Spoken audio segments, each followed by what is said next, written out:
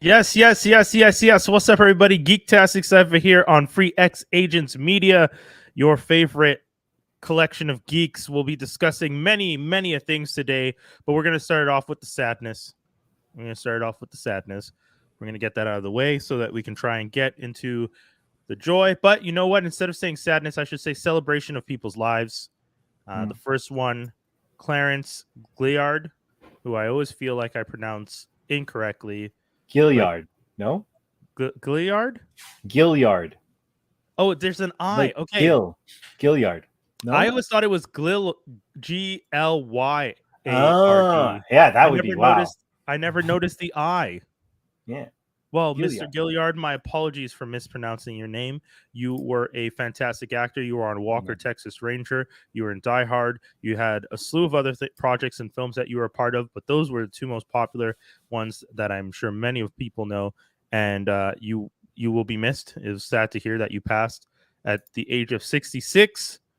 It's kind of rough every week to be starting off with people passing away. But I want to find that stat. I know, yeah, it gets a little crazy. And then we have Irene Cara, who performed Fame and Flashdance. What a Feeling. She passed away at 63, passed away recently, so we're sad that she also has left us. But her music will forever live on, and that's one of the cool things about being a musician, an artist, and even for Clarence as an actor, that you get to live on in the arts and the work that you do. And I mean, yeah, just kind of heavy. And yeah, rest in peace to Green Ranger again. We talked about him last week. Jason David Frank. The most recent episode of The Dumbest Timeline is called November Has Not Been a Vibe, and it's pretty much just talking about the fact that November itself has been one of the hardest ones to get through for me, because I've never felt the sense of seasonal depression.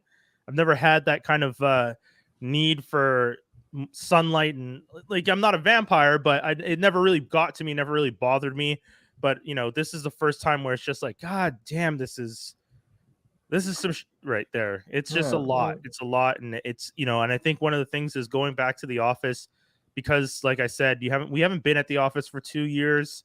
So being at the office, and that yesterday when I was at the office at like 4:15 and it was pitch black outside, and you're like, God, come on, man. Can I not be walking through what feels like an apocalyptic midnight city, like as you leave work? Yeah. So and then on top of that, people passing away, and this is I'm not feeling the holiday vibes this year. I found the last few years, to be honest with you, a little harder to get into the vibe. Like like for example, like now I've started to watch. I used to watch my Christmas movies only at like within the week of Christmas. Like, you know what I mean? Like, I don't know. Like, it's supposed to be like a boost of endorphins on top of all the joy or whatever. But now I start watching Christmas movies all month long, or Christmas things all month long, just to like get out of the November slump. Because I find November and February to be the two, like, because what it is like November, it's the hard feeling of like, yeah, it's funny that you said those 2 months, because those are two big months when it comes to TV with regards to advertising, because those are like the sweep months where the ratings are counted towards advertisers to pitch to advertisers to buy more advertising time. And it's interesting. I'm wondering if there's a correlation, because they know more people are at home watching TV during November and February, specifically because those are the months where people need the biggest escape. Super interesting that you said that. But yeah, sorry, continue. And no, that's all right. And then I find February to be the hardest month, because I feel like February is like, it's been unfortunately kind of dubbed as that month where it's like you're now because November you're feeling the stuck of being in this scenario, right? Yeah. But by February, which now it's been like 3-4 months, you're like, I'm getting tired now of it. Where like, and you're like, because like you're at that point where like you're past the halfway, but you're like, there's still no sun coming up at a decent time, and that's February. Because in March you start seeing the sun like before like 6, like like like it lasts significantly longer. Yeah. And like the funny thing is that I used to work at a job where I worked like up north in like Yuen and Cree territory. So in their winter, in like their their October, it's like 4 o'clock is black, and like by December, it's like, yo, be like, if you have light between 2:30 and 3, you're like, nice. Oh shit! Like it's dark. Like it it's that dark, huh? Like it starts getting darker and darker. Like maybe I'm over exaggerating a bit. Like obviously but that's because the Earth is like tipped on an axis, exactly. right? So they're technically closer to, or like they're directional from the sun is different than our direction. Yeah, they're like angled away, right? Like for example, though, like on the flip side, I went once to a northern part, and I went like in like a May or a June month, and it's like their light went to like 12 o'clock at night. Like I was watching the sunset at like 12:30. That's the thing that's fucked up. I woke up at like 3 o'clock because it was too light in my room because I didn't close the shades. Well, there's a movie about that. No, that's well, they have the movie Insomnia, which is like and I was about to make that reference that like when I was going through that, even though I had to deal with it for like what, like I think like a week or so. Okay. Maybe a 2-week period. I forget at the current moment. Right. So it was like easily over 7 years ago. But during that little period of time, I'm like, I don't know how that guy, because that guy in the movie like lived there for like months trying to solve. But part of the story is that he was slowly kind of going crazy, right? Yeah, but I condone that message. Is what I'm trying to say. If you're not accustomed to that, it's really, because I imagine for them it's really just like it's just changing for the days for them just when they have light. But like if you're used to this scale, I imagine it's different compared to me where I'm there. I'm like when I woke up, and it was like 3 o'clock. I'm like, I was only able to fall asleep at like 1 o'clock because it was so bright until like 12:30. For those of you who've never heard of the film Insomnia, it came out in 2002. It stars Al Pacino. It has Robin Williams, Hilary Swank, and Moira Turney.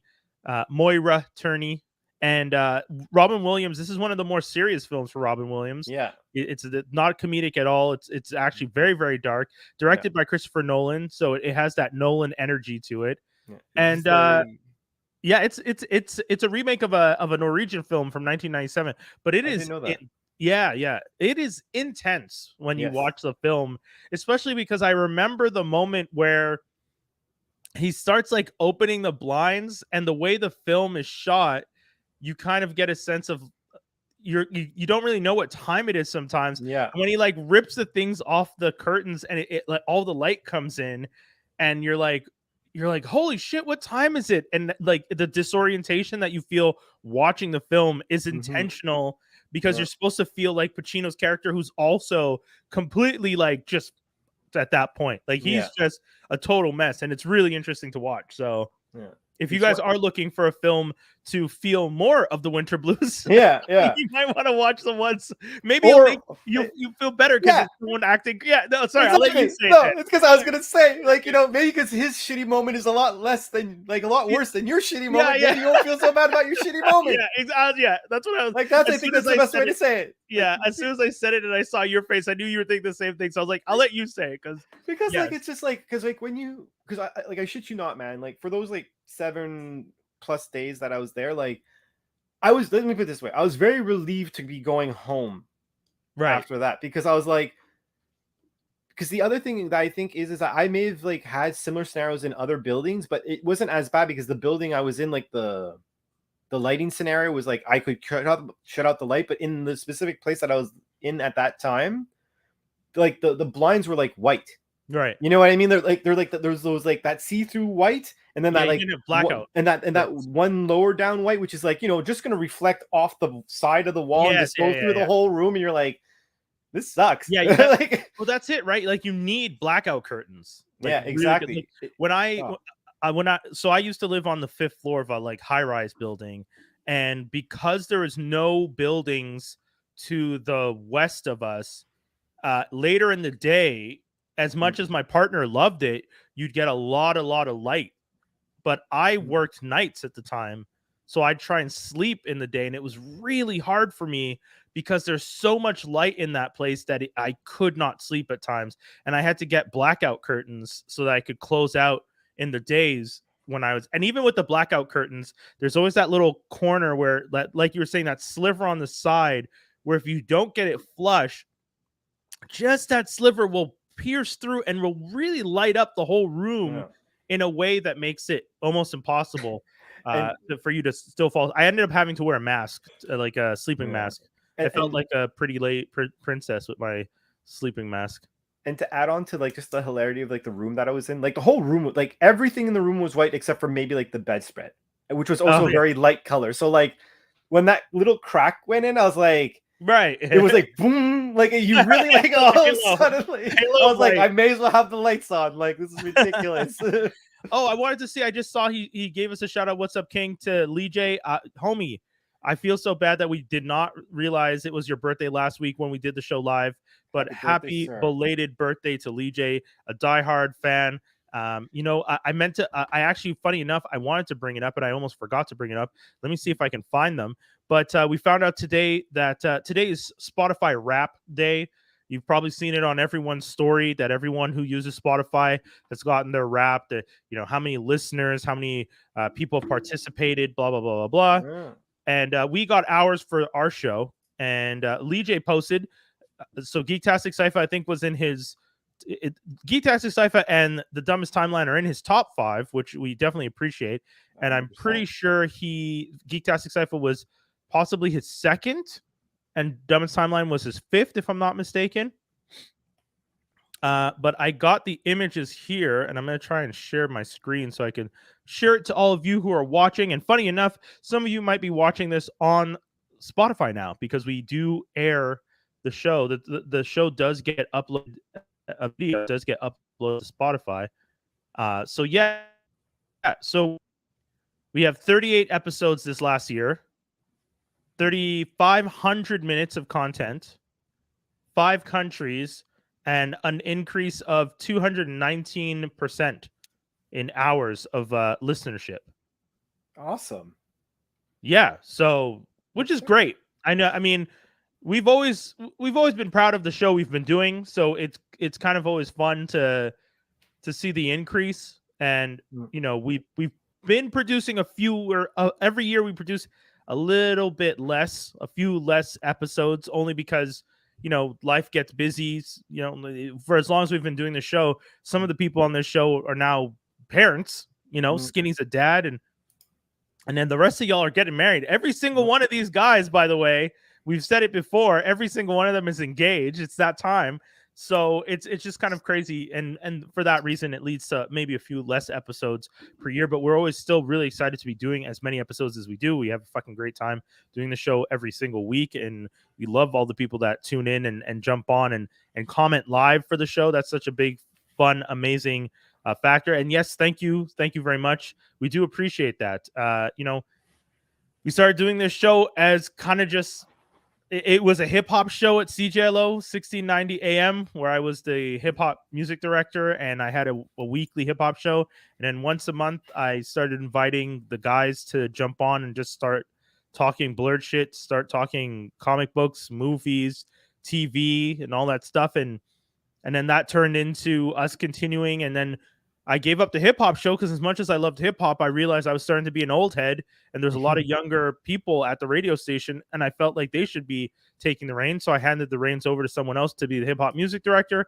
And then I continued about my business, living my life, doing a Geek Talk show, which to me was one of the best things because I was so excited to talk about geek stuff on a weekly basis with people because there's just always something interesting going on in the geek sphere. And for sure.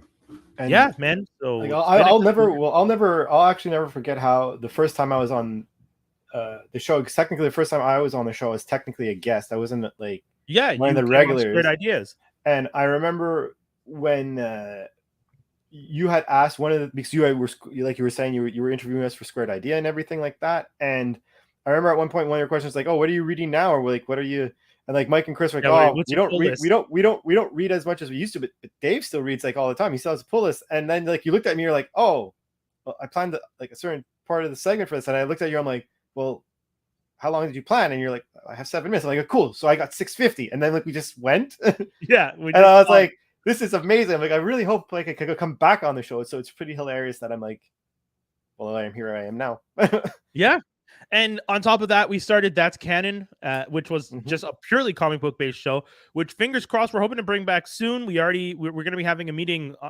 Dave and I are going to be having a meeting sometime this week to discuss bringing the show back, working out the details, working out guests, and it's going to be a lot of fun.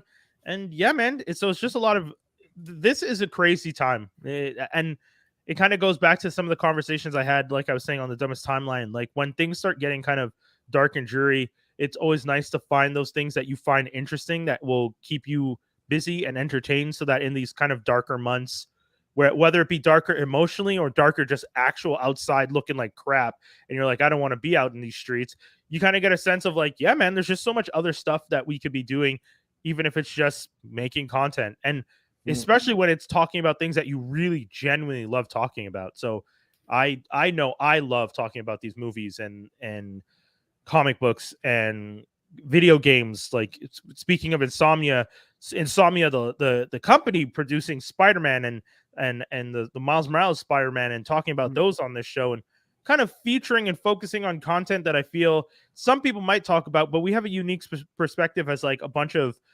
blurs and our homie from, especially being from Montreal, Quebec. We have that French Canadian angle of things, because all our stuff is filtered through this weird specific language laws. You're just like, yeah, this is like every copy of our video games have French on them, folks. Get used to that. An extra cardboard slip over the game sometime, because they have to make sure there's French on the box. And or sometimes I remember one time they tried to do the plastic over, but then I think they had to stop doing that because of the fact that they were like, you could toss out the plastic. Well, it's because it's not just that you could toss out the plastic, but like, let's say the wrong box gets shipped somewhere. Okay. It's not like example, if one box of like 50 games went somewhere where there was supposed to be 100 games and vice versa. Okay, cool. You keep the games you need so that you have stock, and then you send over. But then this is like imagine like, I don't know, like Florida gets, well, that's a bad example because like Florida has like half of our Quebecers anyways, but like our elderly, what do we call them? Snowbirds? Exactly. We call them snowbirds. All the snowbirds who keep bouncing out of Quebec. They're not empty nesters. They're the ones burning the nest and leaving this place to go to the heat. But like, let's say it was like New York or something, like you're gonna get that, and you're like, well, this is useless unless we rip off this sticker or like rip off the packaging. Like it's Thanks. Yeah, so we continue to do a show. We appreciate y'all. It's always a pleasure, and honestly, watching the show continue to grow, and seeing 219% increase in viewership and listenership, which on Spotify alone, because that's not talking about all the other platforms. That's pretty big, and it's great because I know that now that we've started putting the video, I do see the stats from Spotify increase a lot, because I guess some people just, because they're on Spotify, they might see our podcast and see that we now have the video, so they're just like, oh, I can watch this here. So we'll take it. For sure. Any support is good support. I'll take that. Yeah, facts. And anyone listening, again, thank you so much for spending your time with us. Yeah. We honestly really appreciate it. I feel like I want to talk about your thing first, because my thing first, because I was going to ask if your thing was worth the time. 100%. I'm going to be talking about Wednesday on Netflix. 100% worth the time. But the Guardians of the Galaxy Holiday Special, I feel like we should jump in, because, like we were saying, we want to get people a little bit into the holiday season, the holiday spirit. Yes. We want them to feel that love and that passion and like, ho ho ho, look, we're gonna have a little snow. I didn't know you could do that. That's amazing. A little snow in the I'm season. equally impressed. For those who could not see, Brian had a snow effect on the video, which was like very surprising. But yeah, I'll say this: like, my precursor to this conversation. This was like, I want to work with Drax and make a Drax and Mantis movie because I know we're gonna lose Drax soon. That's what I felt this was. Oh, interesting. Yes. And I'm not saying it's a bad thing. No. I understand. I'm not saying it's a bad thing, but I feel like that's what it was, and I do feel like it was good, but I don't know if it's gonna be my like, you know, I don't think it's the Home Alone of the Marvel universe. You know what I mean? Is that how some people were pitching it? Did some people want it to be like? What was the vibe? What was the energy people were? No, but what I'm trying to say is like, you know, like you could make it something like make a better holiday something. Okay. Like I'm saying you're gonna watch this. I'm saying you're gonna watch this, but I do not think I'm not gonna like. It's not the Grinch. I'm not gonna watch it every year.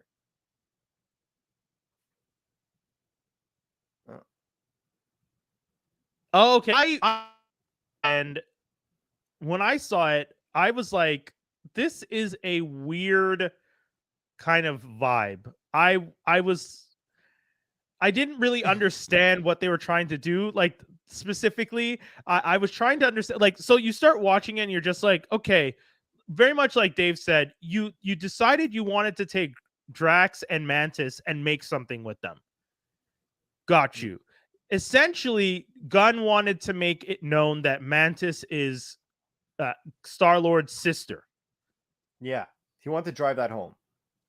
So it feels like they wrote an entire hour-long thing just so you could have the moment at the end where the reaction from Star-Lord is, "Oh, you're my sister? That's the greatest gift anyone could give me." And you're like, really? That's which, like, you know, we just like, went through this whole thing for that? Like, that's not worth it. I didn't care. Like, you know, like it was not. Yeah. It wasn't. It was a nice payoff. Obviously, it was a very holiday festive payoff. But like, again, you're not the Grinch now. You're not Charlie Brown Christmas. You're not something I'm gonna rewatch every year. You're not gonna. Yeah, you're not going to get slotted into the high rotation of the annual Christmas rewatches. Exactly. Like we were saying. Like, and as much as it bothers me, I know you guys probably watch Die Hard as part of your rotation. Right. So see Hans Gruber hanging from Nakatomi Tower. It's not Christmas until you see him falling. Blah, blah, blah. All you weird kids. Sure. And I get that. So you have that. You have Home Alone, which once again, I don't necessarily agree with. And you have all these actual like things that I find Christmas, like The Grinch and Miracle on 34th Street and like a slew of those movies. And then Disney sees, and then you have the Star Wars holiday special, which you kind of get the sense of like, you know, a lot of people make fun of that. It's kind of this really cheesy thing, but it kind of has a cult following to it because it's part of Star Wars and it still has that like tongue-in-cheek silliness. Then you get this. And the problem with this is none of this feels like it will ever be a classic type thing. That's what bothers me with it. I really think that they made it and there's no aspect of it except for the song by the old 97s, which I saw someone wrote in the comments here. Right here. What did they write? What's the story with the band, the old 97s? So that band is one of James Gunn's favorite bands. And he reached out to them to work on music for the project, which is why we got them doing a Christmas song at the beginning. And then they perform a song with Kevin Bacon later on. And, you know, once you find that out, you're just like, so this kind of feels like Gunn just wanted excuses to just hang out with people he likes and do it on Disney's time. Yeah. And no offense, this is kind of honestly, like if you step back, you're like, yo, fuck you guys. I gave you 2 movies that you thought no one was going to watch and you've made a franchise out of them. You owe me for Groot, bro. I am Groot. Yes. You know, and I'm going to for sure give you a banger in the next one that you're going to get because even though people know or have a good idea or have guessed a lot and are probably right on a bunch of things that are going to happen, I'm still going to nut them in the feels. So you know what? Pay me 45 minutes. Right. Because like there was no retakes in this movie. Like, you know what I mean? Like I don't, well, with the exception with maybe like the performance parts, but like everything else, I'm like, I'm pretty sure they Yeah. bang this out. It was one and done for those shots. Yeah. Like, some of that stuff you're just like, okay, moving on. You're like, no, we didn't get that shot properly. Moving on. Yeah. Like the most CGI was them jumping from like over, like chasing Kevin Bacon. And even that, dude, honestly, when I looked at it, it looked like, you know, when people go to those trampoline, like the trampoline warehouse things that they have where you can just like jump across. Honestly, that's what that looked like. It really looked like they just had them jumping on those. Like, what is the cheapest practical way we could do this? Oh, we're just gonna set up trampolines and have professionals jump across them. Cool. Film it. Just run down the street. Also, guys, no offense to the wonderful people at Disney and the great work they've done in the past with costumes and makeup and all that stuff, but fucking hell did Groot look like shit. Oh yeah, that looked like a Halloween costume on from a like dime store back alley bootleg versions. Oh, you know in She-Hulk where they go into the place, the cafe, because they're trying to get the original the guy who makes the costumes for her. Mm-hmm. But they go and the guy opens the cabinet and it's all like fake merch. Mm-hmm. Groot's costume looks like it was made by the people who make Avengers. I feel though, like part of me was wondering, like, what was this the first time Vin Diesel was actually on the set? Was he the person in the suit? Because he was the first time Groot has been his size. Yeah. And like, if you're gonna do this, like, why not? Like, why not? Yeah, you know what? You know, fuck. That's probably Gunn was just like, hey, we want to get Vin on, but then you don't have Gamora on set, which is the other thing in my head. I was just like, Gunn, if you really wanted to have everybody, wouldn't you have figured out a way to have Gamora in this? That was the other thing. Like, also, guys, I don't care about like Star-Lord being sad that he doesn't have a great Christmas.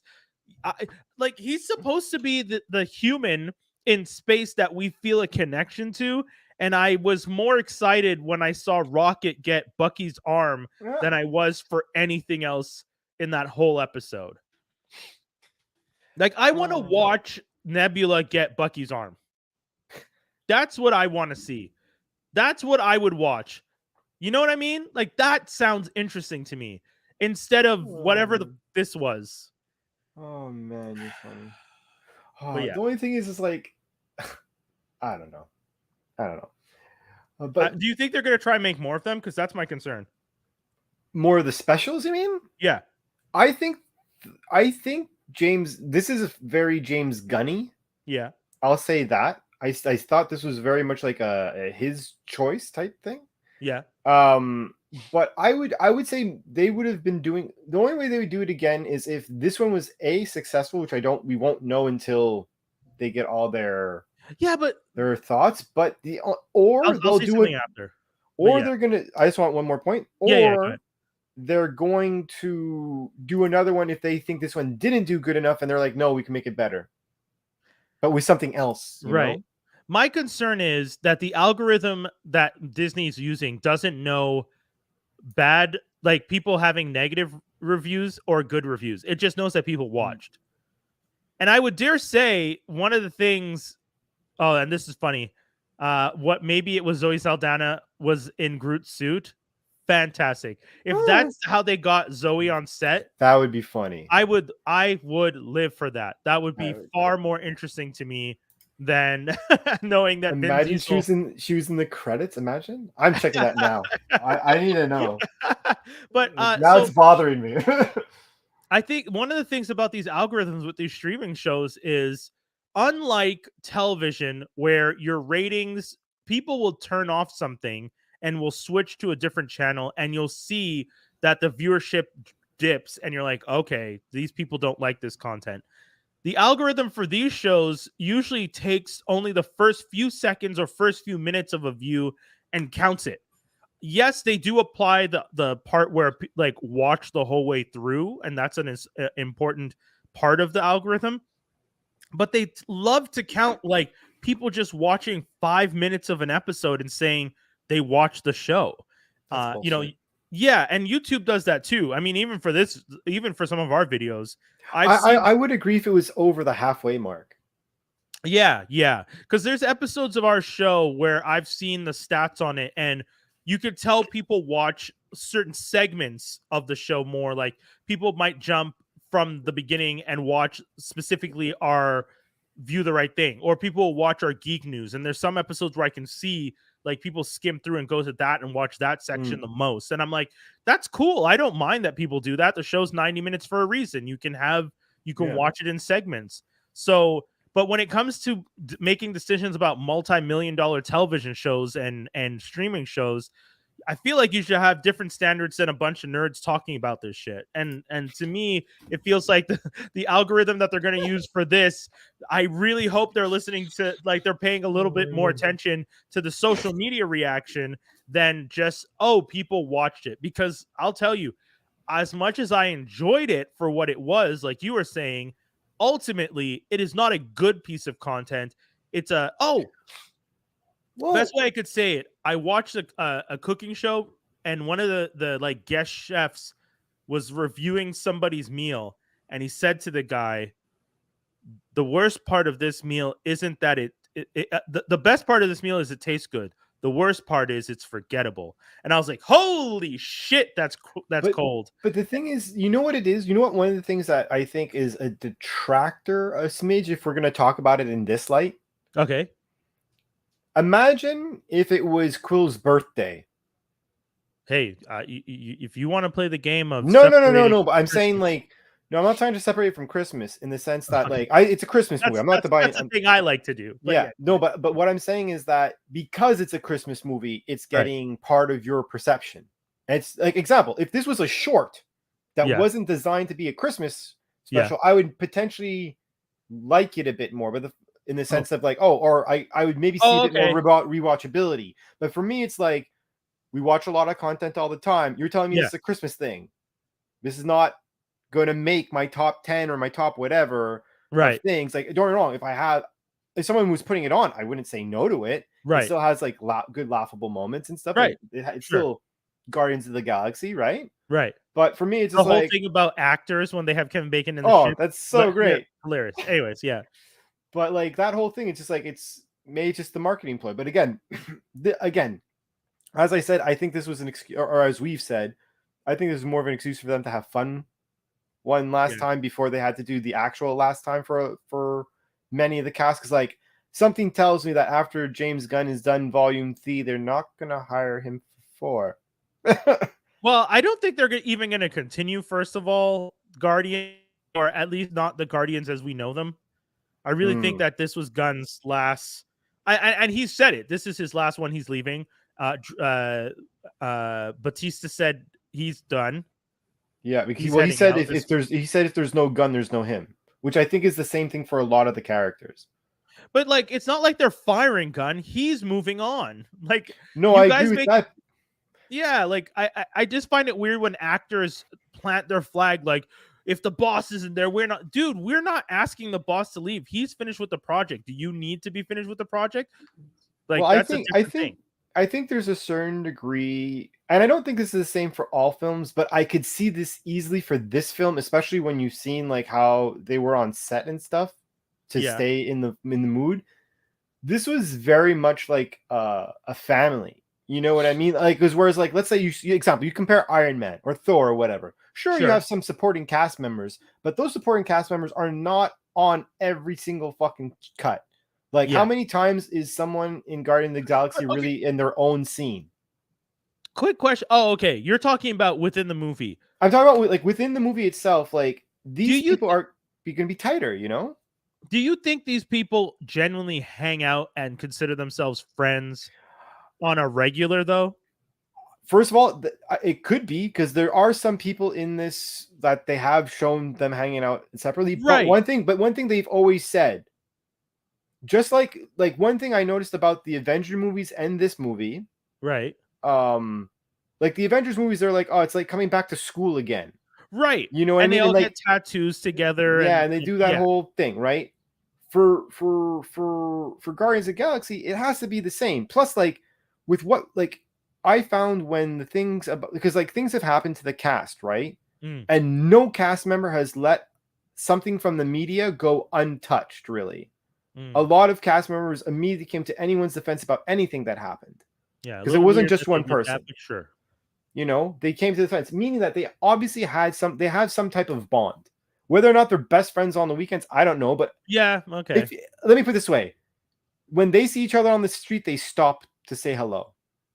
Yeah, which in Hollywood is more than friendship compared to like the average person. Yeah, true. So you know, like it's Hollywood, right? They live a certain life. I guess I don't know. I just sometimes when I see so something my buddy and I always say is whenever you see couples who are excessively posting about their love for each other on social media, that's usually them trying to prove to themselves and to others that they're happy in their relationships. And sometimes when I see celebrity groups that work on projects together that start to do stuff like that, I get that same feeling of like, you're trying to prove to us how cool you guys are together. We're a family. We're so tight. If dad leaves, we all leave. Like Batista's reaction about Gunn when Gunn got fired. Yeah, but like there that whole vibe of his, like this whole like I'm so loyal, I'll give it all up. It's like, Batista, you're a really good actor. I feel like trying to toss it all away with Disney over, like, yes, I'm sure Gunn is your friend. I know you guys all are all going to the wedding or all went to the wedding when he married his fiance who was on Peacemaker. I get how much you guys care about each other. But, you know, also at the same time, like Dave said, it's Hollywood. So he had to invite you to the wedding anyways, because if he didn't invite you to the wedding, there would have been as much coverage of you not being at the wedding as there would have been if you did go to the wedding.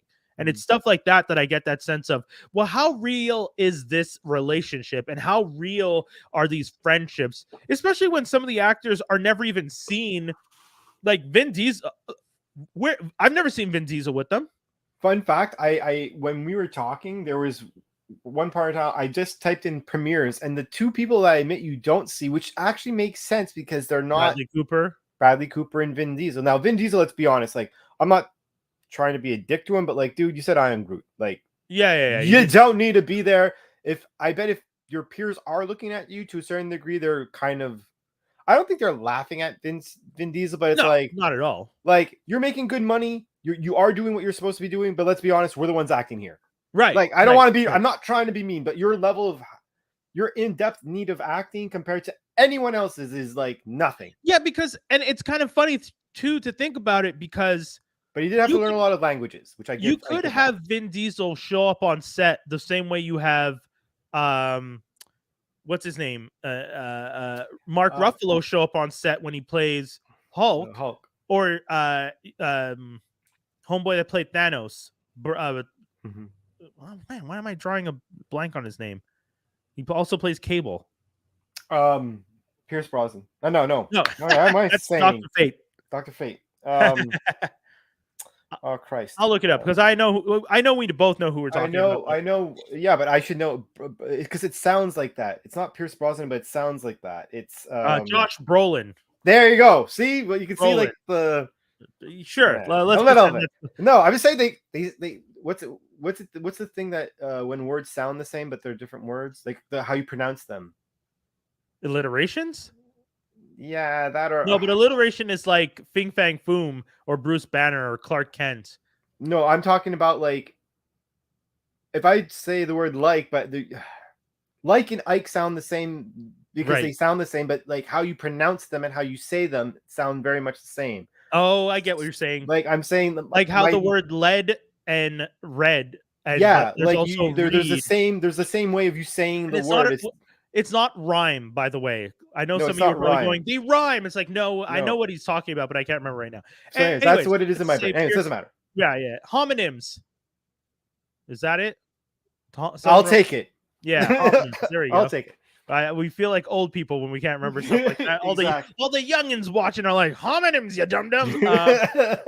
But yeah, all that to say, you know, you get this sense of, like, you have these people wearing those suits and they show up on set and they're part of the cast. Like Mark Ruffalo is an actor who's part of the cast. Vin Diesel, though, And I guess it's because you don't see his face, you don't need the markers, but at the same time, he could still be on set as Groot. And he could have read his lines and that are replaced with "I am Groot." Hey, you're gonna pay the guy to just say "I am Groot" 150 fucking times. Why not pay him to actually show up on set and hang out? Like, that's, you know what I mean? Do you think him and Bradley Cooper, do you think they go to the set at all?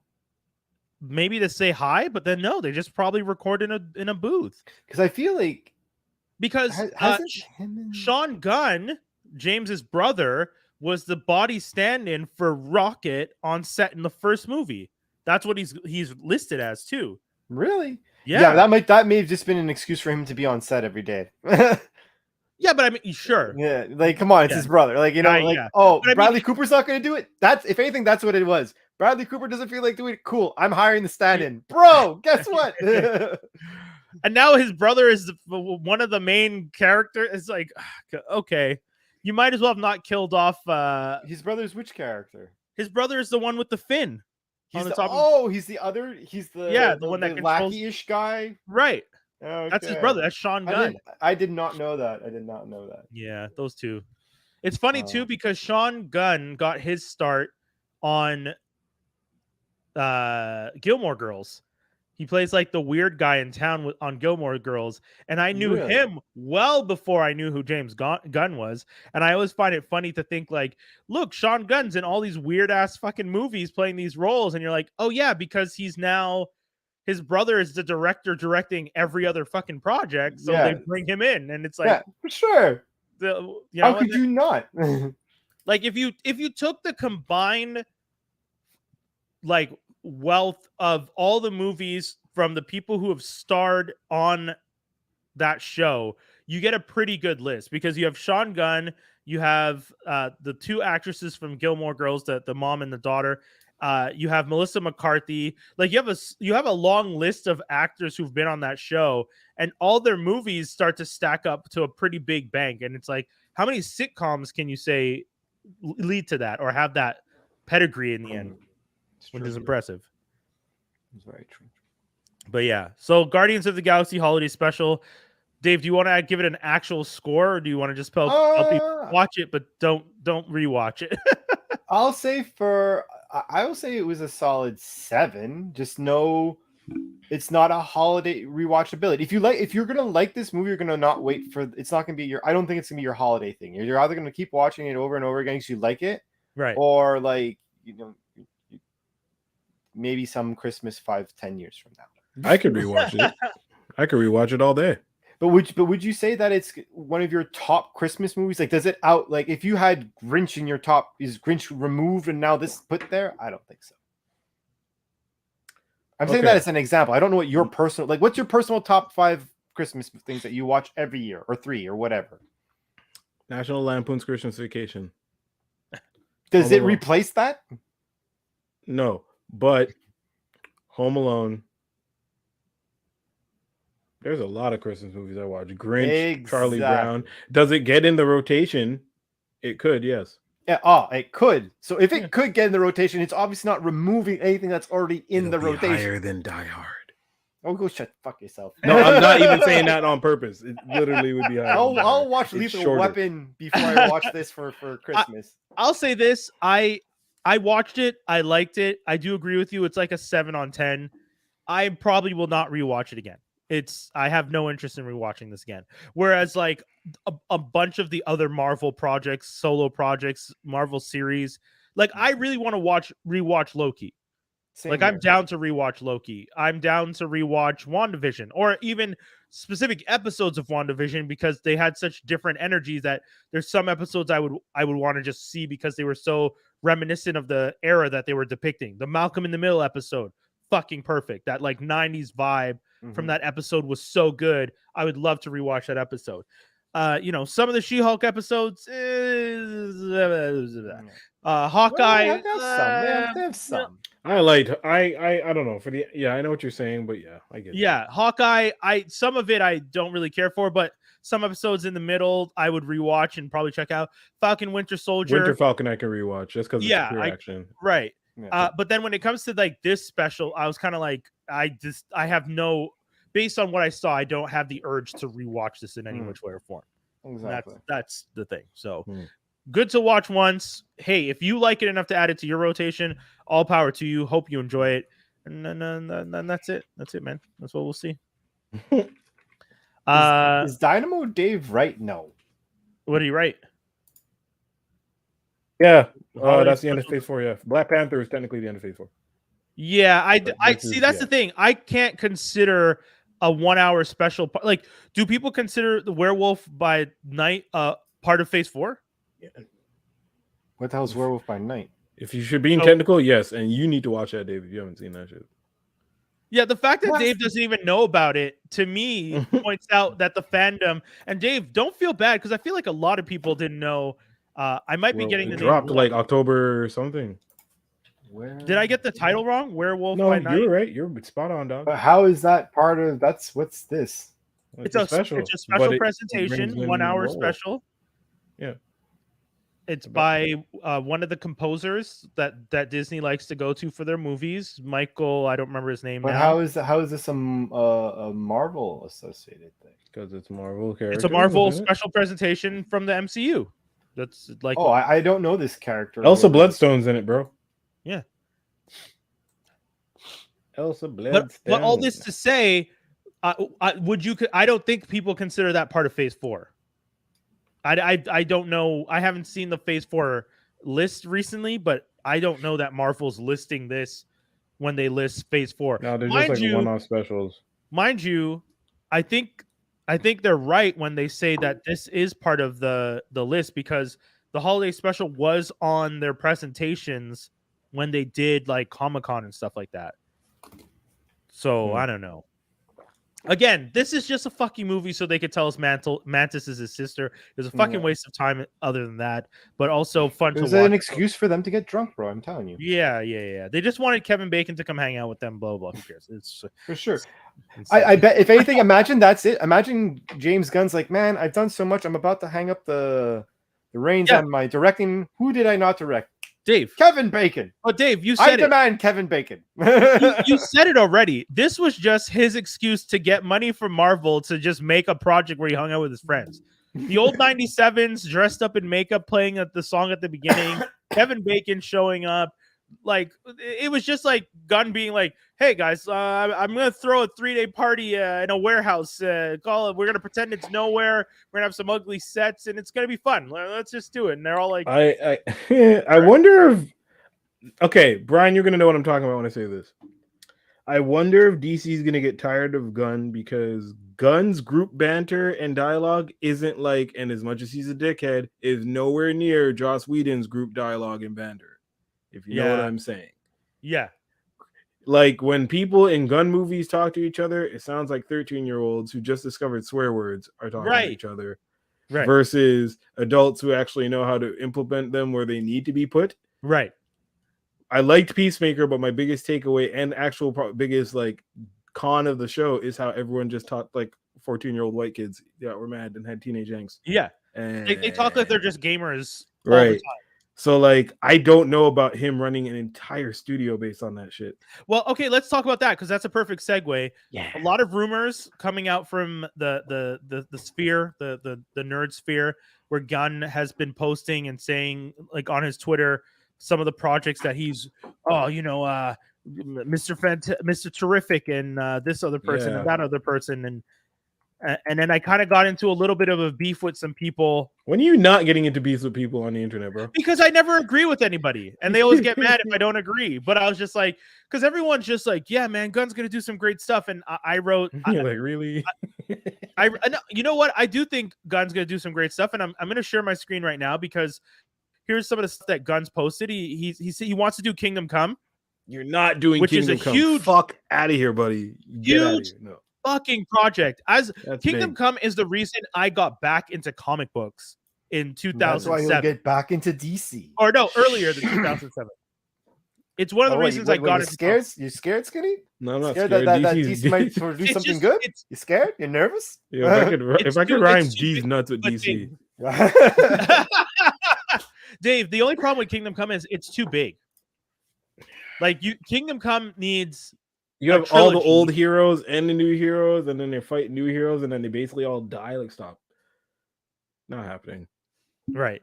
That's like Kevin Feige successfully doing Age of Apocalypse, which is not happening. Right. So what else do we have here? So he posted that one for Kingdom Come. He had also posted some freaking the fuck out on the internet. He did Mr. Terrific. What was the other thing that he posted? I'm trying to remember now.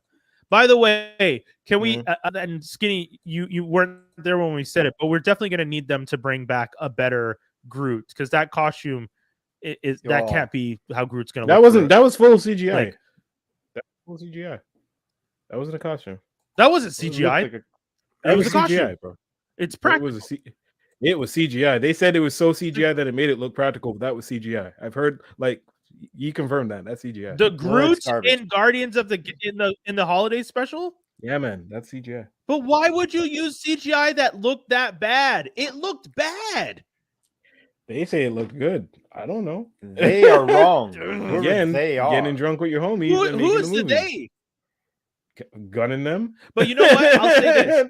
New podcast. Gunning them. If you're telling me, dude, there's no way. Look, this is a clip, a GIF of it right now where he's patting him and the padding moves.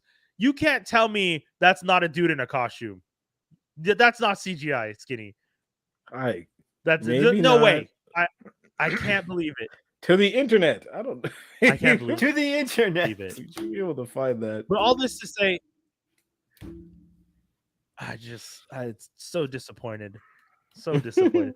Anyways, James Gunn just has a lot of plans for DC, and I think that's cool, but one of the things that got people mad, I said, was I really hope that he can get The Rock to shut the fuck up, because The Rock wanting Superman isn't necessarily The Rock is, you got Black Adam, it's in theaters, he got Henry Cavill to play Superman, he's in the movie. The Rock starts going out in public and starts talking about how Warner Brothers didn't want Cavill to come back as Superman. Okay, but you already got him in, so why are you going out of your way to put their business out there? Who is it for? So when you dig a little bit, okay, The Rock started putting Warner Brothers on blast for not wanting Henry Cavill to come back as Superman. Oh, he was judging them for not wanting that. That's what you're saying? Yeah, he's putting them on blast. He's being like, why? Like, they've been trying to make an agreement with him for years. They just got him. I don't understand. No, they were actually over it. They weren't trying to work with him anymore. Oh, yeah, they didn't care anymore at that point. They're like, whatever. So then The Rock comes in, and The Rock says, "I want Henry Cavill to be Superman have a cameo at the end of the movie." Mm-hmm. And why do you think why is it important for The Rock to get Henry Cavill to come back? Someone give me a guess. I'm going to give you the answer in a second, but I just want to see if anyone else Well, it's obvious that he wants to try and make Black Adam versus Superman. Okay, sure. Skinny? Probably, yeah, I mean, yeah. All right. Do you know who Henry Cavill's manager is? Anyone? The Rock's manager? No. Rock's wife? The Rock's ex-wife. Oh, snap. That's really? For real, bro? Yes. That's funny. The Rock's ex-wife who is his business partner. Wait, how does that work? The Rock's ex-wife from that? The Rock's ex-wife, who is The Rock's business partner, who The Rock is invested in, who gets a cut from the deals that Henry Cavill signs, is trying to get Henry Cavill back in Warner Brother. Mm-hmm. So now you have James Gunn, who has to navigate relationships through Hollywood bullshit like The Rock, his ex-wife, and Henry Cavill.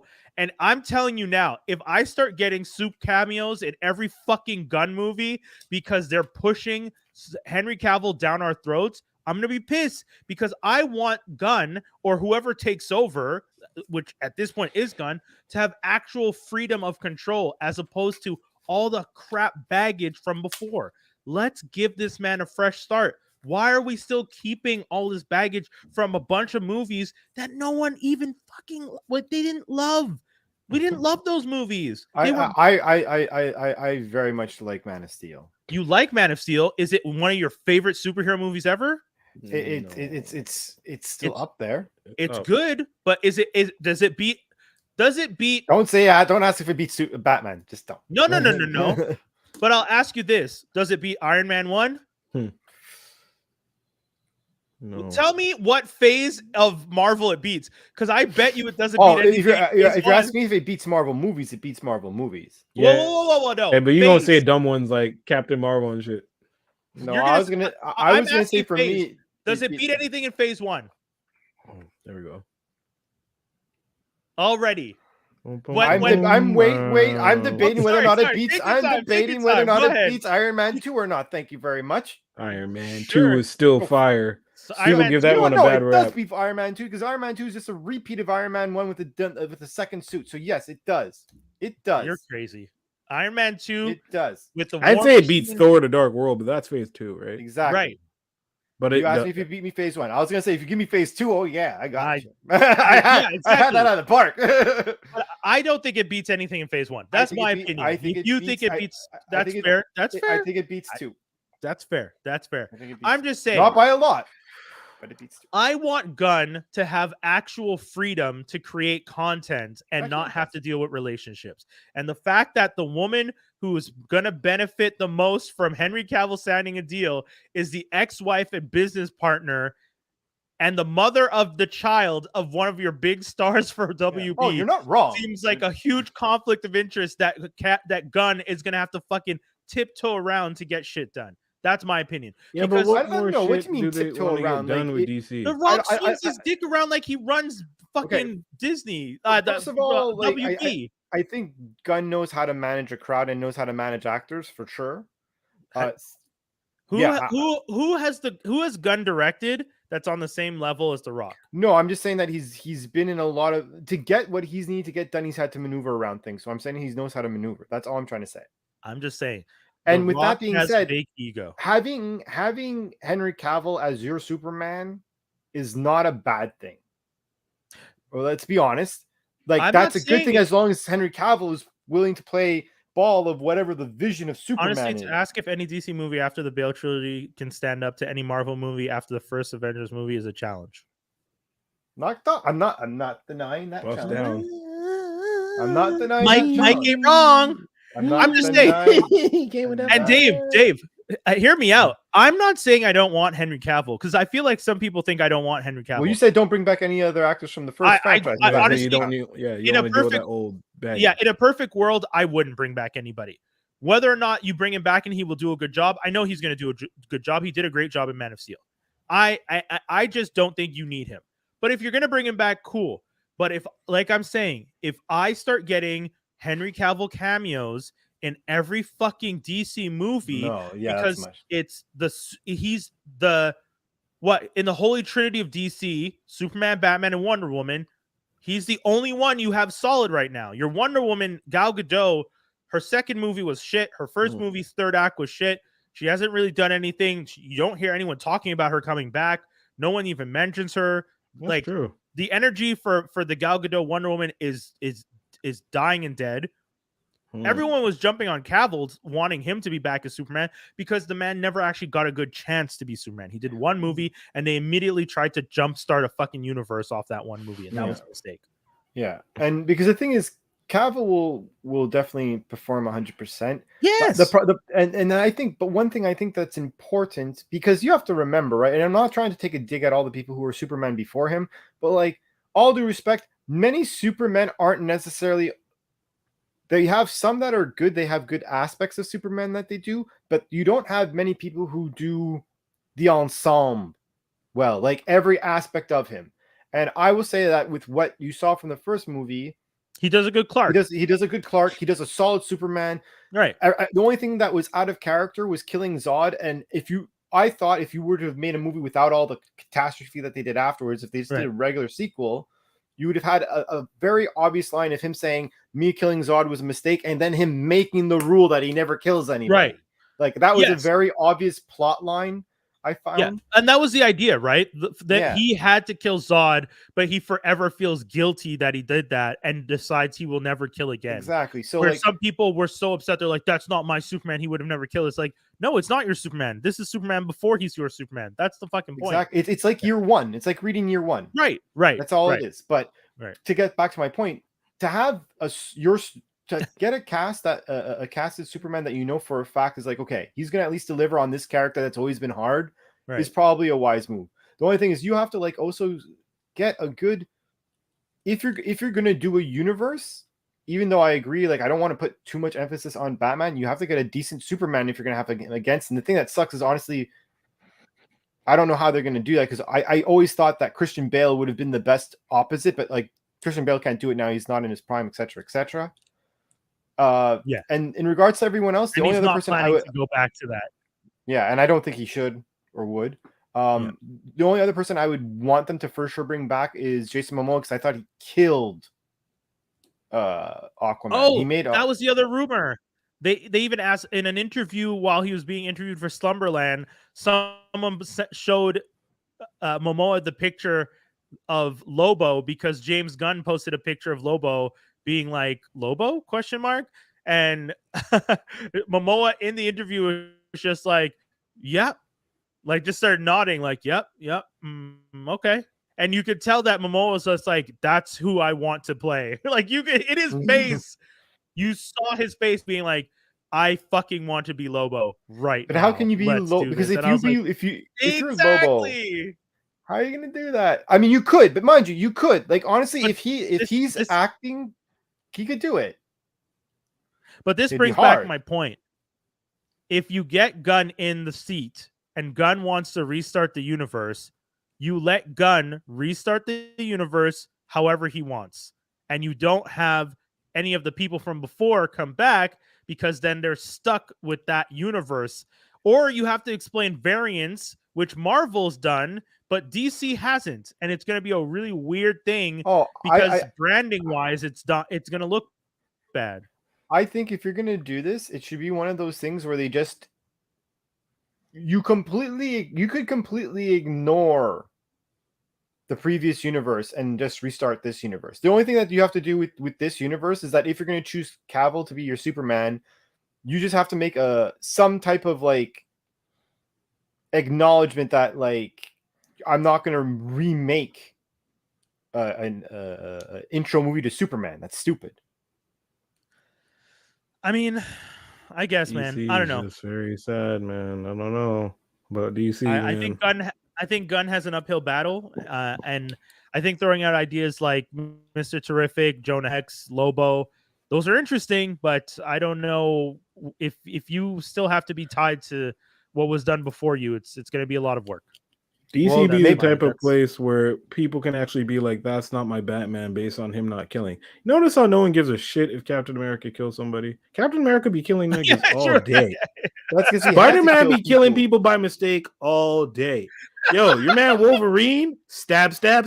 Like, why are all these weirdos about it? Oh, my Superman doesn't kill. And over here, we have a multitude of superheroes behind me who could give a less about who they kill, and everyone's like, yeah, like, come on. They're out here just stabbing people, and they're just people are just like, we took Falcon, threw a guy into a cliff, and watch that body drop, and no one said a thing. I don't understand this anger towards a man with superhuman strength killing. Yeah, he's gonna get the job done. What do you mean? If I think I'm the only superpowered person on Earth, and one day, just one day, 3 niggas show up and start fucking up my town, yo. Why am I holding back? Who am I holding back for? I'm holding back for the idea of justice. Get the fuck out of here with your justice. Maybe the woman, and no, if this is not sexist, it's because I was raised right, especially by Ma Kent. So I'm not gonna kill you that much. Right. Yeah. I'm gonna kill you. Yeah. If I don't have that negative zone square like they had where they're all like this, I'm killing your ass. Fuck, you're terraforming my home planet. You're killing mad people. I ain't gonna snap your neck a little. Yeah.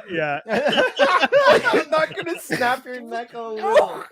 That was the best part of that movie.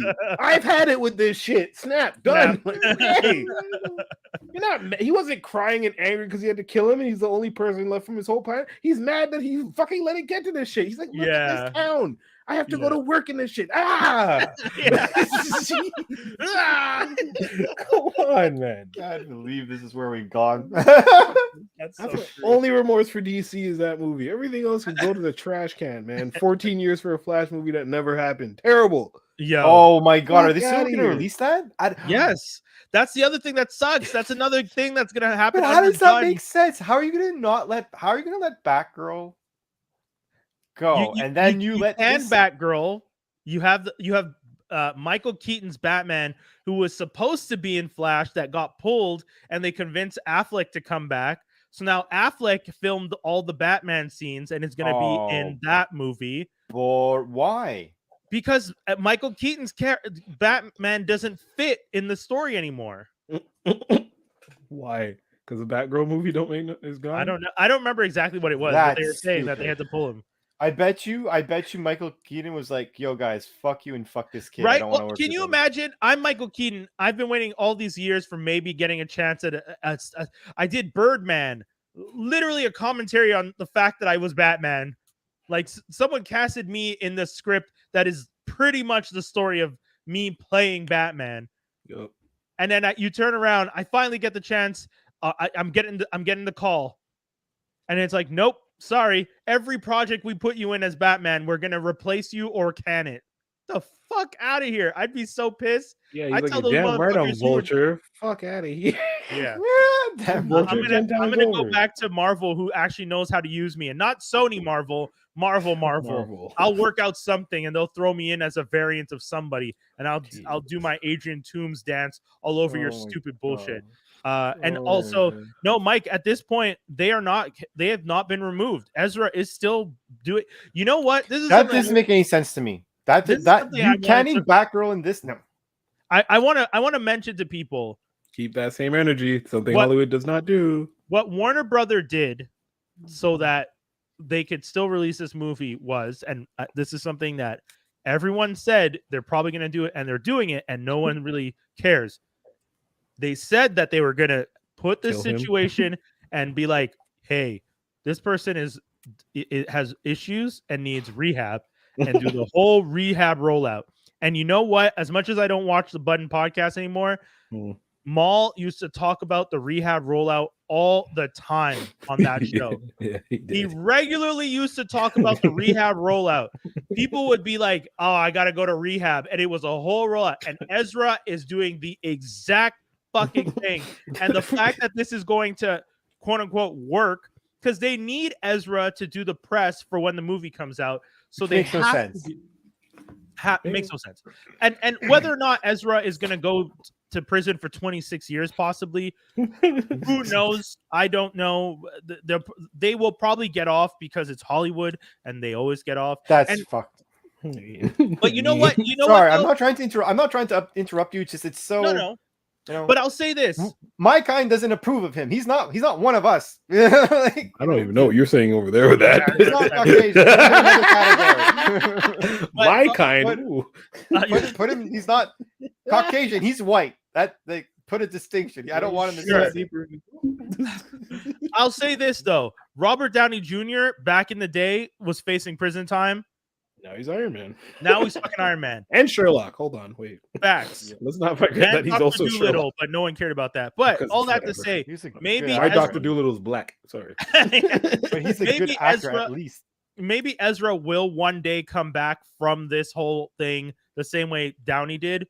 I don't know. But in the meantime, this whole rehab rollout is bullshit, and Homeboy needs to fuck off because it's not okay.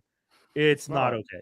There was a lot of things that wasn't okay, but when it was involving mothers and children and farms and breaking into someone's breaking into someone's house, having a child in a house with an unlocked weapon, like the assaulting a person in Hawaii, assaulting another person stealing from the people you are living in their house, in their what's that?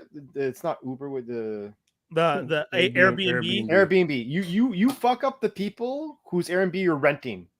Yeah, whatever. That's all that to say, cocaine, dog. Yeah, all the drug. all that to say, I don't look forward to this Flash movie. I really don't. I'm, and also the end of the Flash movie doesn't make sense because the rumored end of the Flash movie was going to be Aquaman talking to the Flash and the Flash being like, yeah, and Superman was a guy, and Aquaman laughing, Superman was a guy, because it was going to retcon everything. They were going to get rid of Cavill, and they were now going to have the girl who's Supergirl, and that was going to be the new canon for that universe they were creating, which is how they were going to get rid of Cavill. But now that you have The Rock pushing so hard for Cavill to come back, which is the point I was trying to make, this is the whole situation now. Now, yes, granted, it was rumors that that's how it was supposed to end, but I'm just saying, even if it wasn't a rumor, if this was leaked information, throw it in the bin. All of it in the bin. Throw it in the bin. Just do it. Big facts. Big fact. Hold on. Oh, man. Mike, Tim Allen was at ex-con for smuggling drugs. Cocaine, bricks. The man was transporting bricks. And now he plays Santa Claus, fucking Santa Claus on the Disney Channel, which is actually better than any of them DC movies. That series, yo, it's so messed up. Oh, that's better than the DC. It really is. I wasn't gonna bring it up on the list, but the Santa Claus has been funny. Cal Penn is running around being a fool, destroying the North Pole. You got Scott Calvin, Tim Allen's character, now going back to being a normal civilian, trying to figure out. He goes for a coffee. He's like, I'll take a coffee, but replace the coffee with hot cocoa and put broken cookies and whipped cream and chocolate syrup. And the girl's just looking like, what? Okay, what name? Santa.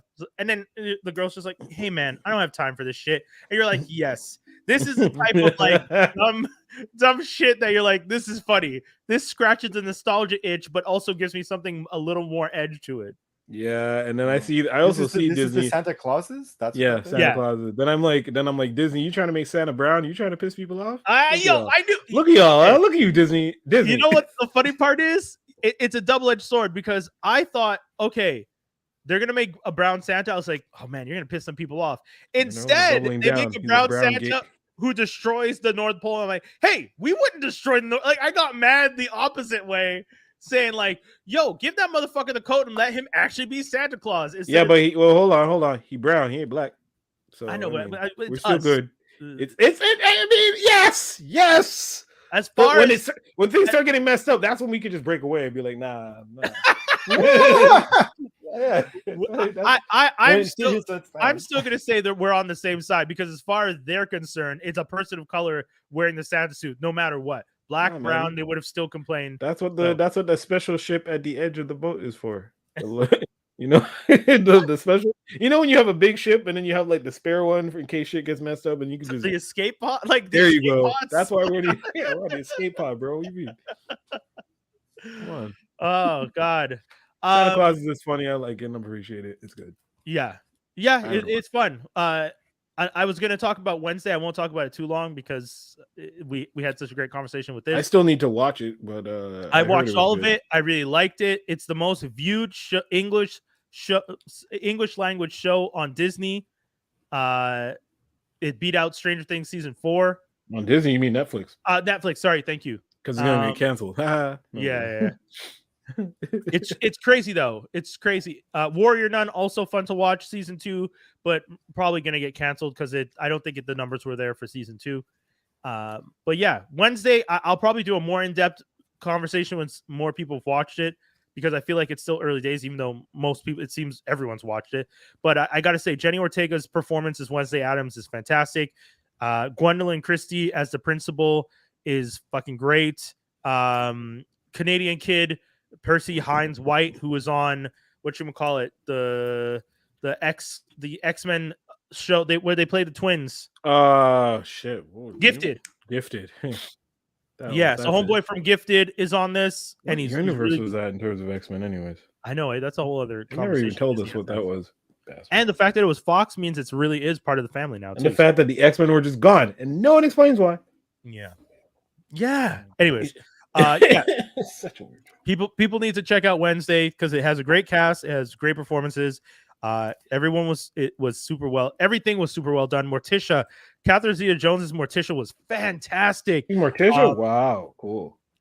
Luis Guzman, who I was like, Luis Guzman is Gomez Adams. I was like, this is gonna be some fuck shit.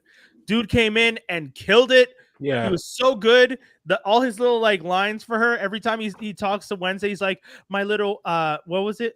My little viper's venom, my little scorpion sting, my little dark cloud. All his little pet names were like really dark, weird, edgy things. They were great. Wednesday's dance scene that she does in one episode that everyone's freaking out about, that she choreographed herself based on goth kids from the 80s, is hilarious. The dude who played Thing, the little hand. Pugsley there? Pugsley's there, but only for like 2 seconds. But you have a Pugsley replacement. Like, because there's like Pugsley's not there, but she's at the school, and this other kid that looks exactly like Pugsley becomes her sidekick. Why would Pugsley? Oh, maybe he's not born yet. No, that's no. Pugsley's there. He's her brother, and they go to the same school, but she gets kicked out of the school for doing something, protecting him. So then, when she gets sent to the other school, he stays with the parents at his first school. Okay. But then when she's at the other school, there's another kid there who's like Pugsley. Okay. Yeah. So then she ends up taking that kid, and it kind of becomes a thing. Why do I know things about the Addams family? That's weird, man. Yeah. And also, like, yes. Oh, sorry. Go ahead. No, it's just like things that are like in like grifted into our brains. Is like Addams family character names. Like, why do I know this? Yeah. Right. Fred Armisen as Uncle Fester. That's what I was going to ask you about Fester. Where's Fester? He was fucking weird. He wasn't as good as Christopher Lloyd. Yeah, that's a hard follow-up. I don't think anyone could do as well as Christopher Lloyd. Yeah. But he does his own thing, and it's really cool. It's funny what he does. How's Lurch? Is there a Lurch? Yeah, there's a Lurch. He doesn't do anything. Because sometimes Lurch, like, you know. Yeah. He steals the moment sometimes. Right, you know? Right. No, this Lurch literally just opened the car doors. That's all he did. It was kind of sad. I was like, damn, that's all you do? I really, at one point, I thought Lurch was going to do something fun, and then he just goes, he doesn't even go, you rang, like nothing. Oh, like, man, give me one Lurch moment. Well, yeah, you know, like, it's good. Yeah. But yeah, man, fun. Tim Burton, congratulations. You finally got to do like a full-on Addams project, because he was supposed to do the original movie and then couldn't do it. So cool. I didn't know that. Yeah, so this is cool. Yeah, that's my 2 cents. I think people should check it out. And yeah. Skinny, what else did you watch this week? What did I watch this week? I know we're supposed to do Atlanta, but I feel like we're gonna save that again because we want to do like a proper send-off episode for that. I do full proper send off. I don't know. I've been watching, trying to find my niche and my spot fill for Atlanta. So I haven't really been watching much. I've been watching a lot of Boondocks, which shouts to the person who's been putting up Boondocks episodes on YouTube.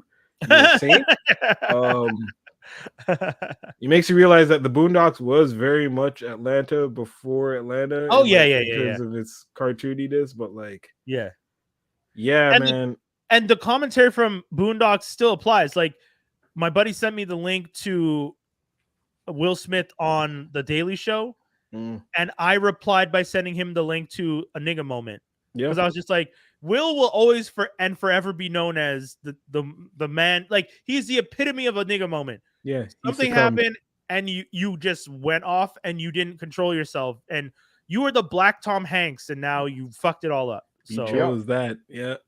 So that's a good analogy. He was the Black Tom. He was the Black Tom Hanks. He had one of the highest Q scores in Hollywood as an actor. I'm basing it solely on like Q scores. Q score is what they use to just like to. Are we gonna put you in this shit? Yeah. Yeah, like casting and level of popularity. He beats Denzel in that regard. I mean, he's around the same. He was around the same. Because Denzel is also basically. Well, I mean, now The top 5 actors with Q scores. Let me guess it. Hold on. Let Okay. me guess it. Male, or does it separate by male and Just female? male. Or just male? You could guess female too, because I know who the top 3 female were, but Hanks, Denzel. It was Will, so it's probably not Will. Hanks, Denzel, Brad Pitt. no. Yeah. Cruz. No way. Cruz is definitely typecasted. Oh, Idris. Idris might be on it. No, give me a second. Hanks, Denzel. Give me another one. Not Willis, no. But he's still acting, and you know who I'm talking about. It's gonna bother me. Oh, Clooney. No. Yeah, man. Think about that. But wait, casted in the sense that they could do any role, or casted you know it's gonna be bank? Casted is in terms of he's pleasant to deal with. He ain't a dickhead. Like he's workable. Directors like this person. He's on point. He's punctual. He ain't fucking around. He ain't getting high on Who the fuck on would set. be on Like the girl them side? dudes. Right? So that's why I can guess guys, no problem, because I'm just pulling out of a hat. Girls. I think it would be Scarlett. Do you guys want me to tell you who the guys were? Let's go. Okay. Number 1, and I feel like number 1 will shock people. Morgan Freeman. Yeah. No, that doesn't shock me at all. That's for sure. What's he? He's Who's still he bothering? laid back. Morgan, Yeah. Morgan I'm Freeman surprised has a we didn't 44. say that. Morgan Freeman has a 44. Tom Hanks has a 43. Hey. Samuel L. Jackson has a 37. Yeah. Sammy. Fuck. Keanu Reeves has a 37. The Rock has a 36. And Ryan Reynolds has a 36. Ryan Reynolds, everybody just wants to laugh. You ain't working what you were. Ryan Reynolds is starring in this movie. I'm not working, please. Yeah. I'm going to set. What are the top female ones? Female. Hold on. I'm trying to find that list because the article that I had. Jennifer Garner. Kidding. Hold on. Oh, I found the original article that I had. Okay. So the number 1, I can tell you at least, is Sandra Bullock. Really? Yeah, Sandra Bullock's number 1. Julia Roberts, Dolly Parton. What? What? Yeah, Meryl Streep, Viola Davis, and Michelle Obama. It doesn't necessarily, your Q score doesn't have to be based on acting, but it's usually what gets people cast. You want to hear the lowest ones? Give me. Oh yeah. Let's get shit on these things. Okay, I'm gonna do the lowest one in reverse order. So like the lowest. I'm gonna do the lowest is gonna be last. Yeah. Okay. So number 1, 2, 3, 4, 5, 6. So number 6, Elon Musk. Okay. Number 5, Chris Brown. Wait, what? Chris Brown. Oh, yeah. Still number 4. guy. Yeah, fuck Chris Brown. Number 4, Anthony Fauci. Who is that? What the fuck is that? Anthony Fauci, the vaccine, the doctor. Poor guy. The guy who tried to save us. Yes, that's it. The guy who tried to save America. Number 2, Machine Gun Kelly. Yeah, fuck that kid. And number 1, which I think is weird, but sure, Jerry Springer. It's probably because every time you leave him, you leave with some type of drama. Jerry don't want to talk to you. And then the number 1 woman is obviously, and it's unfortunate because I think people should get past it, but it's Amber Heard. Really? Yeah, Amber Heard has the lowest. Well, yeah, but that's still fresh, dude. That's like a year old. Yeah, exactly. I think people will eventually get over it, but it's kind of crazy. Johnny Depp is 8th actually for men. Wow, what? Like on the good scale or the bad scale? The good scale. Oh, No, the good scale. The good scale. Yeah. What? Yeah, Johnny Depp He for sure wants to have a good time all the time, bro. Johnny Depp is number 8 on the most positive scores for men, and Amber Heard is the number 1 for negative scores for women. That's how powerful the machine is when it was like working to like fuck her up. It's crazy when you think about it. Well, who knows? Maybe he was higher up on the list and got brought down because. I'm sure he was higher up on the list and got brought down by this. Because Will Smith used to be on the list and has dropped significantly. Like he was like super low.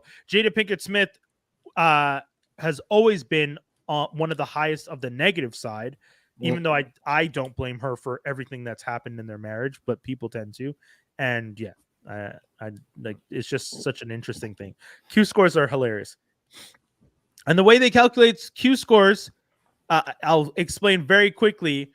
Let's say you take 100 people. You ask 100 people, do you know this person? From the 100 people, if 50 people know who the person is, you ask the 50 people, how much do you like this person on a scale of 1 to 10?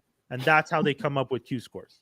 That is so doo-doo. So it's a number based on people who know who you are. So it's like they multiply the number of people that know who you are by the score that they get. Whoosh. So I guess a lot of people know who Morgan Freeman is because he scored very high. Yeah, he voices everything. Right. Exactly. Right. Ryan Reynolds better know who he is. Like, shit. I feel bad for Denzel, who's not top 5. Denzel's like, shit. Yeah. He just forgot about me. It was Malcolm X. God damn it. I was in training day. God damn it. Hold on. Let me see if where Denzel is. Shit. Oh no. What's his name? Damn. This Forrest Whitaker. You got nothing? Where's Forrest at? Famous. Please, bro. I love Forrest Whitaker, but he ain't gonna be high on the list. Oh, okay. Ghost Dog. What do I mean? He's in Star Wars. Fuck so off. Wow. So was Harrison Ford. The two lists have, funny enough, and I guess maybe it changed in the last couple of years, because this article that I got this list from was written on October 9th, 2022. The other list I got was from last year. Denzel is on the list from October 9th, 2022 as number 3. The other list had Samuel L. Jackson as number 3. So I don't know. Very telling. Yeah, it's always a black man at number 3. Playing switcheroo with the blackies, huh? But yeah, we were supposed to do geek news and rumors, but I feel like at this point we probably won't get a chance to do all of them. So let's just only read the headlines, folks. Sentry is coming to Marvel. Dude, I would be down. I fucking want Sentry because that's a new rumor. That's like the latest rumor I'm hearing. But did they cast, or is it just that he's going to be there? He's going to be there, but I mean, I'm hearing Red Hulk. I'm hearing a bunch of it. I don't know. Yeah. That's my problem right now. Everyone's throwing everything out there right now, so I don't know what to believe. But starting off with Amazon and DC are working out an agreement so that they can bring over some of the DC content onto Amazon, because the new direction, Channing Dungey, who, funny enough, Channing Dungey, super quickly, is the sister of the mom of the best friend from Malcolm in the Middle. You know the kid in the wheel. You know Malcolm's best friend. Yes. Black kid. Yeah. The woman who plays his mom, who is also on King of Queens and played the wife.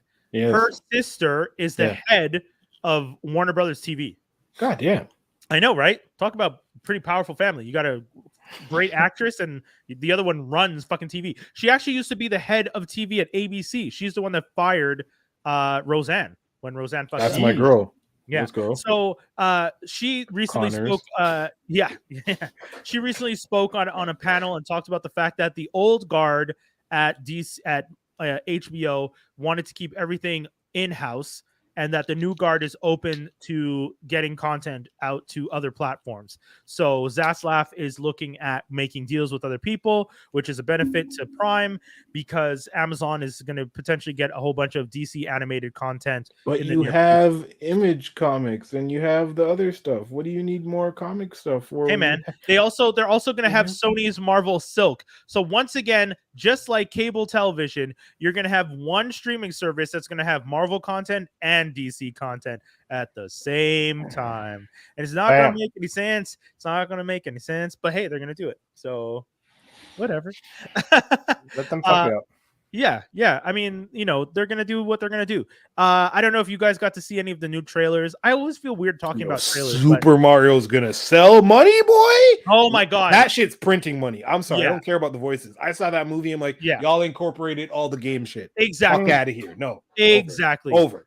I saw Mario Kart. I saw Princess with the light up flower. Done. I'm out. That's my movie. I'm watching it. That's it. that trailer, if for anyone who was naysaying, that trailer was the trailer that was going to be like, okay, I'm going to give this shit a chance, because it really showed, it genuinely showed you all the shit that the nostalgia feels when I was watching that trailer, being like, oh, we're going to get that. We're going to get, dude, they have him fighting Donkey Kong. Yep. They had Mario Kart. They had like, they had the Tuska suit. We're seeing the yellow cape. We're seeing the raccoon shit. Dog. They showed us a Yoshi Island with the different colored Yoshis. We're seeing there's going to be Giant Land. There's going to be Pipe So you guys are now past the Chris Pratt part? Fuck that. I mean, shit. I don't care. I don't I care. It sounds stupid. I feel like they're going to rectify it.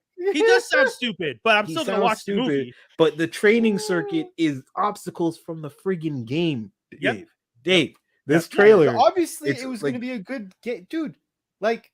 Well, they've done Mario. You guys before, were going to ask me it up, so it wasn't obvious it was going to be good. I've seen people I think this one was going to be a very. This was going to be obvious. You can fuck up Mario easy. It's easy to fuck up Mario. Yeah.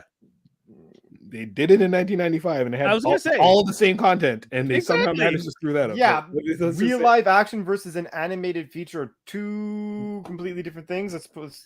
Sure, but they fucked it up before, so why do we, dude? I'm going to introduce you to a little thing called real live action. Yeah, Ninja Turtles. Right? Yeah, there's something that they didn't fuck up. This is 1990. I agree. Live action, but like Mario came out after that, and they fucked up. What do you mean?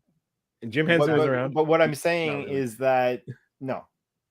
You can't do it's not the same. Like, Dave, whatever you're gonna say doesn't change the fact that a lot of people don't trust that they're gonna necessarily make a great movie. I hear what you're saying, but just because there's hope that they will make something good doesn't guarantee they'll make something good. That's all we're saying. No, I'm not gonna say it's gonna be a guarantee, but I'm saying it's gonna be a more likely outcome compared to a live action for this type of product. I'm with you, Dave, and I was saying it was more like it's easy to assume that it was more likely going to be a well outcome with all of the content that they have now. But what I'm saying is, when you see this trailer, you're literally thinking this shit prints money. Right. That's it. Yes. I saw this trailer and I was like, I need to go buy Mario shit now. Yeah. All that's gone now. Forget it. Gone. Gone. It's gonna be like Mario figures are on the shelf now. The Mario Lego stuff is gonna go crazy. Everything going up. Go crazy. Price just went up. Yesterday's price ain't today's price, Mario. Sorry. And then that 90s show trailer dropped. So if you guys want to, they're doing the 90s show. Red and Kitty now have the granddaughter. It looks stupid. It's a continuation. Yeah, it's a continuation. Be Still My Heart. No. Yeah. It's still my heart. No. Elizabeth Banks, for some reason, is making Cocaine Bear. What? Fuck. The story of a cocaine smuggler. He had to start dumping cocaine from the plane because the plane was going down. Oh, so it's not a Care Bear. Okay. Yeah, I know. He dumps a whole bunch of the cocaine. It ends up in the forest. He tries to jump out of the plane. He dies. At least this is the real story. He dies, and then the bear finds the cocaine and eats an entire brick of cocaine, goes kind of crazy, and when it's found dead because it overdosed, they find like a full brick of cocaine's worth in its stomach. And I don't know how you're going to turn that into a fucking movie, but Hollywood. Good for you. Turn that other movie into a movie about that Twitter story that I haven't watched, but I want to. So. Oh, yeah, the stripper. Yeah, I guess you're right. So at least that one had a story, though. This is literally just a bear eats a brick of cocaine. That's it. What more? I don't need to hear anything else. How does this last for over 5 minutes? I don't. We'll see. We'll see whatever fucking weird shit they add to it to make it entertaining. But all that to say, show. Why are they making the show? Sorry, I can't. Oh, everybody but Hyde's coming back. Of course, Hyde is in jail, nigga. Yeah. Sorry. That's it, folks. That's the whole show. Anything you want to tell people? Anything you want to ask people to check out, Skinny? Check out Chop Vision every Sunday here on Free X Agents. Go ahead and check out my IG at ActionFiggySkinny. I am 100 away from 2,000 followers. So all of y'all who are not following me, who watches this show, should go ahead and do that. Otherwise, you can catch me here on Wednesdays. And don't forget the Dumbest Timeline comes out on the weekends. The episodes on YouTube on the Mondays. You can check them out this week. We're going to be potentially talking about how fucked America is, which it's crazy that we did 14 episodes and haven't talked about America being a complete mess. But I'm going to be talking to one of my American friends. It's going to be really interesting. Ooh. So we'll talk soon. That's the whole show. You wonderful people. We love y'all. Peace, everybody. Peace.